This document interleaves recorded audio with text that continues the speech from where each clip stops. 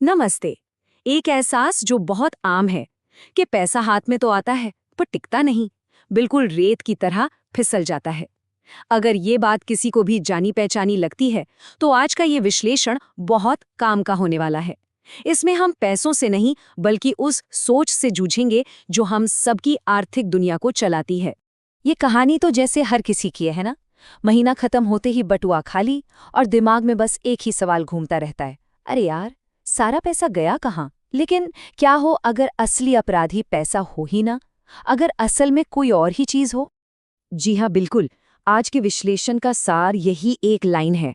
हमारी जो वित्तीय लड़ाई है ना, वो हमारी सैलरी स्लिप से नहीं होती, बल्कि हमारे दिमाग में जो कहानियां चलती रहती हैं उनसे होती है। मतलब समस्या बाहर नहीं बल्कि हमारे अंदर है। तो चलिए इस वित्तीय पहेली की जड़ तक पहुंचते हैं। सारा खेल बस दो ताकतवर सोच के बीच के चुनाव का है। एक है कमी की सोच और दूसरी है प्रचुरता की सोच। चलिए दो दोस्तों की कल्पना करते हैं, एक राहुल दूसरा अर्जुन। दोनों की कमाई एक जैसी, परवरिश भी लगभग एक जैसी, पर उनकी जो फाइनेंशियल हकीकत है उसमें जमीन आसमान का फर्क है। राहुल को लगता है कि दुनिया में पैसा लिमिटेड है, अगर कोई अमीर है तो पक्का किसी का हक मारकर बना होगा। दूसरी तरफ अर्जुन है, जिसका मानना है कि दुनिया मौकों से भरी पड़ी है, अगर कोई लोगों की जिंदगी में वैल्यू ऐड करता है तो पैसा तो खुद ब खुद उसके पास खिंचा चला आएगा। देखा, सारा फर्क सिर्फ नजरिए का है। और हाँ, एक बात और, प्रचुरता का मतलब सिर्फ बैंक बैलेंस नहीं होता। जॉन रैंडोल्फ प्राइस के शब्दों में कहें तो सच्ची प्रचुरता का मतलब है खुशी, प्यार, मन की शांति और एक मकसद से भरी जिंदगी। मतलब जिंदगी के हर पहलू में एक खूबसूरत तालमेल होना। अब एक छोटा सा लेकिन बड़ा ही ईमानदार टेस्ट करते हैं। जब किसी और को सफल होते हुए देखते हैं तो दिल से पहली आवाज कौन सी निकलती है? वाह क्या बात है, या फिर जरूर किस्मत अच्छी होगी इसकी। और जरा सोचिए, क्या कुछ खरीदने के बाद खुशी से ज्यादा गिल्ट होता है? क्या मेरे पास पैसे नहीं है एक बहुत ही कॉमन बहाना बन गया है? या फिर दिमाग में ये सवाल उठता है कि मैं इन्हीं पैसों से और क्या बेहतर कर सकता हूँ? जवाब जो भी हो, खुद से पूरी ईमानदारी बरतना बहुत जरूरी है। अपनी सोच को पहचानना और उसे स्वीकार करना, यही बदलाव की तरफ पहला और शायद सबसे मुश्किल कदम होता है। अच्छा, तो समस्या की जड़ तक तो हम पहुंच गए। अब बारी है समाधान की। और पहला समाधान कहीं बाहर नहीं बल्कि हमारे अंदर से ही शुरू होता है, हमारे अपने दिमाग के खेल से। तो एक 30 दिन की चुनौती के लिए तैयार हुआ जाए। देखिए, ये एक 4 हफ्तों का सीधा साधा प्लान है जो किसी के भी फाइनेंशियल दिमाग को पूरी तरह से बदल सकता है।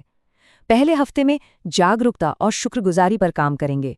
दूसरे हफ्ते पुरानी सोच को नई सोच से बदलेंगे। तीसरे हफ्ते में हम असल में एक्शन लेंगे और चौथे हफ्ते में हम अपने सपनों का फाइनेंशियल भविष्य डिजाइन करेंगे। इस चुनौती का मकसद क्या है? मकसद है उन अदृश्य जंजीरों को तोड़ना जिन्होंने हमें रोक रखा है।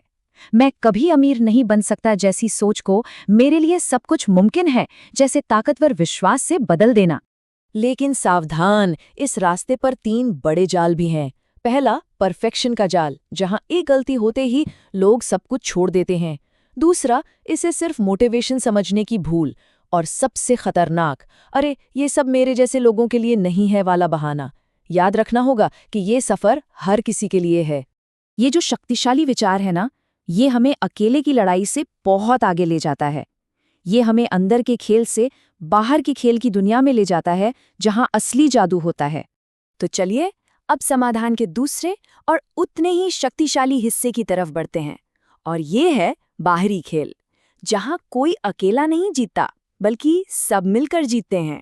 यहाँ हमारी मुलाकात होती है नेपोलियन हिल के शानदार मास्टरमाइंड अलायंस सिद्धांत से।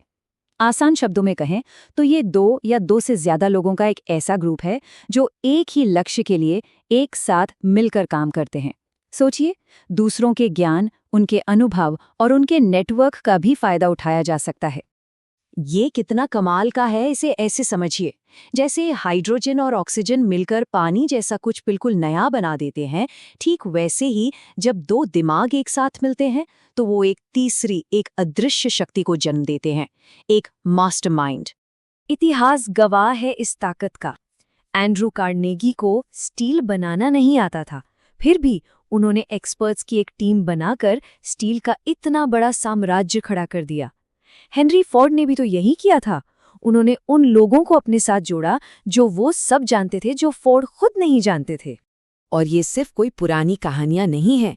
आज के दौर में जेल्मा बियर्ड और सुसैन मिशेल को देखे। दोनों ने अपनी जिंदगी में बहुत बड़ी मुश्किलों का सामना किया, लेकिन जब वो एक साथ आईं तो उनकी पार्टनरशिप एक मास्टरमाइंड बन गई। उन्होंने न सिर्फ अपने दुखों पर काबू पाया, बल्कि एक कामयाब बिजनेस भी खड़ा कर दिया। तो अब इन दोनों ताकतवर आइडियाज को एक साथ जोड़कर सफलता का एक ऐसा रास्ता बनाते हैं जिस पर कोई भी चल सकता है। तो सबसे जरूरी बात क्या निकल कर आती है? यही कि सफलता का फॉर्मूला दो तरफा है। पहला, अपने अंदर के खेल में महारत हासिल करना, अपनी सोच को कमी से प्रचुरता में बदलना। और दूसरा, बाहर के खेल में महारत हासिल करना, अपनी ताकत को कई गुना बढ़ाने के लिए एक मास्टरमाइंड टीम बनाना।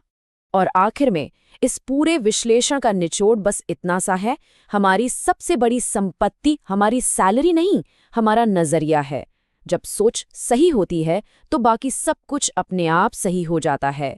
तो अब सवाल ये उठता है कि अपनी सफलता की कहानी लिखने के लिए कौन सा खेल पहले जीतना बेहतर रहेगा, अंदर का या बाहर का? ये चुनाव हर किसी का अपना हो सकता है।